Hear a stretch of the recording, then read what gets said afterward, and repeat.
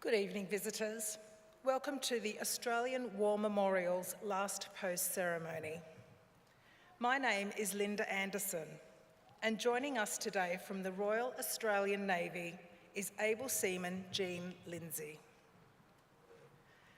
2026 marks 125 years of dedicated service by the Australian Army and its predecessors. Today we remember and pay tribute to Private Leslie William Ward. We welcome the veterans who have served, those that are still serving, and the families that love and support them. The live stream of this ceremony is made possible by the Returned and Services League of Australia and the RSL and Services Clubs Association. We welcome members who are watching the broadcast of this ceremony across Australia. During this evening's ceremony, wreaths will be laid at the base of the pool of reflection by visitors to the memorial. If you are able, please stand and join in singing the national anthem.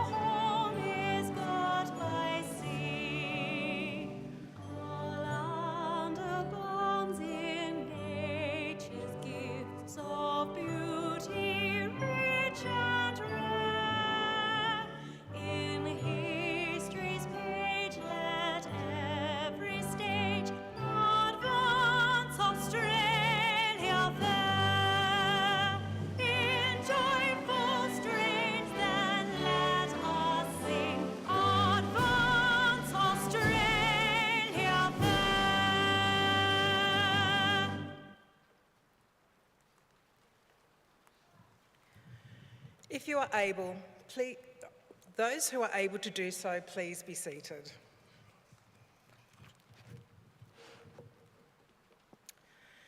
The Australian War Memorial was the vision of Charles Bean, Australia's First World War official historian. Bean landed with the Australian troops on Gallipoli and stayed with them at the front through to the end of the war. The idea of this national memorial and museum came to him at Pozières, France, in the depths of the bloody fighting of 1916. Bean's idea was that this would be a place where families and friends could mourn loved ones buried in faraway places. It would also be a place that could help all Australians understand what these men and women had endured and what they had done for us. Bean's vision, to which we remain true, is best expressed as inscribed in the entrance to the memorial's galleries. Here is their spirit, in the heart of the land they loved. And here we guard the record which they themselves made. Tonight we will read the story behind just one of those on the Roll of Honour, which lists the names of more than 103,000 men and women who have given their lives for us in war and on operations for more than a century. But first, we present a lament, Flowers of the Forest. Wreaths or floral tributes will now be laid at the base of the pool of reflection.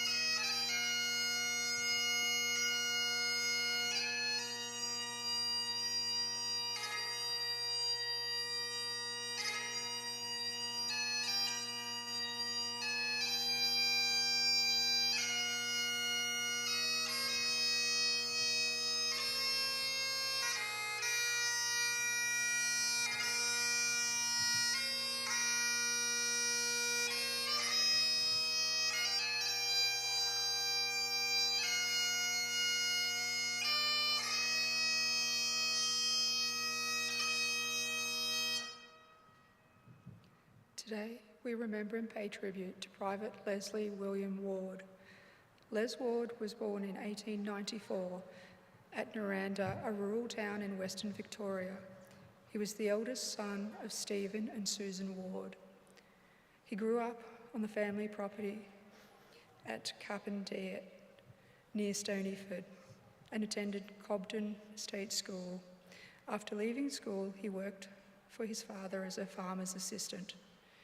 His younger brother Fred also joined the family business after leaving school.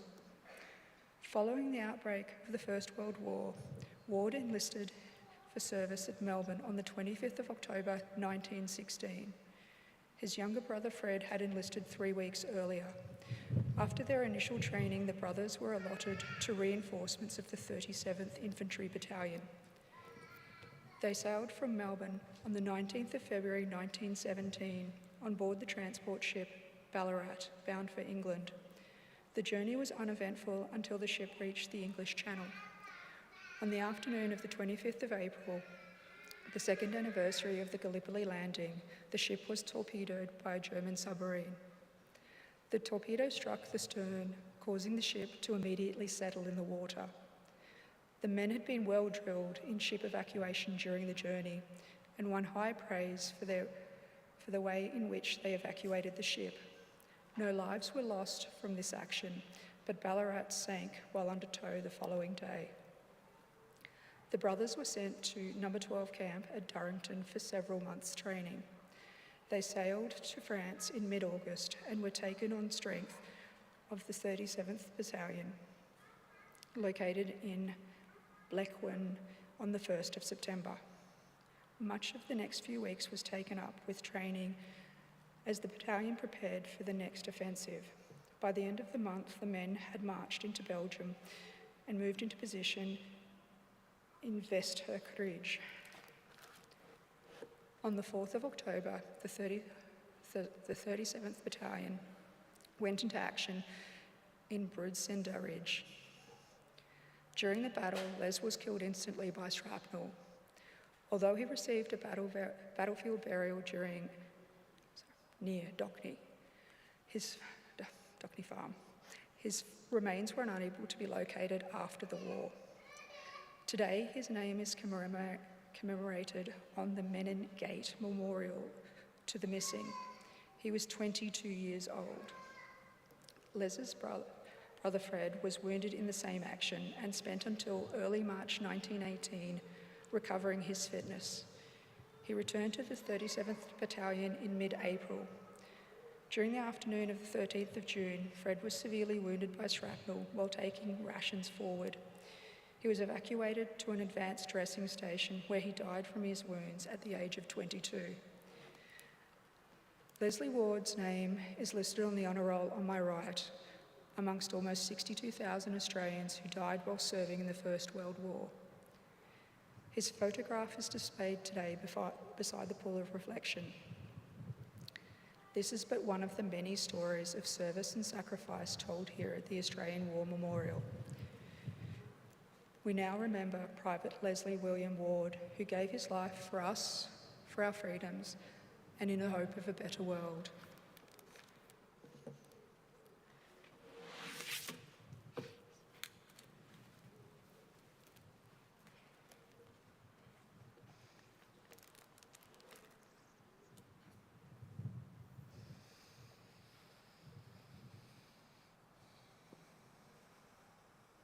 Please stand for the reading of the Ode and the sounding of the last post.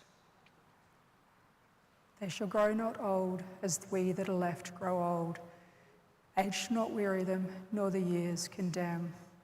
At the going down of the sun and in the morning, we will remember them. We will remember them.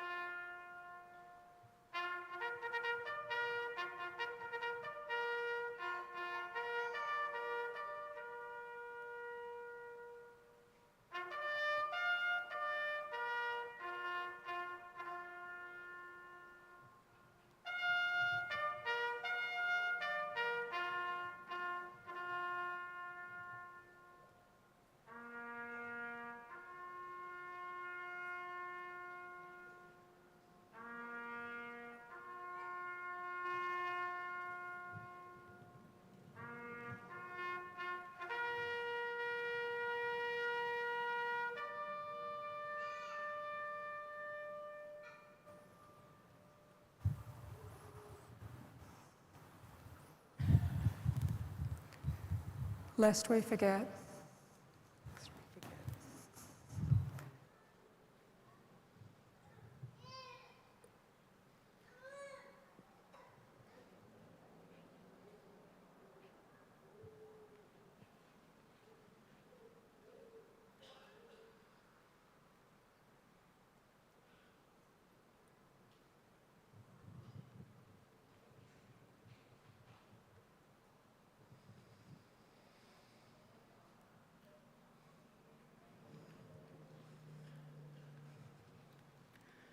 We leave you this evening with the words of the memorial's founder, Charles Bean. Many a man lying out there at Pozières or in the low scrub at Gallipoli with his poor, tired senses barely working through the fever of his brain has thought in his last moments, well, it's over. But in Australia, they will be proud of this. Ladies and gentlemen, girls and boys, that concludes the last post ceremony. On behalf of the Director, staff and volunteers, thank you for visiting the Australian War Memorial today. We wish you all a very pleasant evening.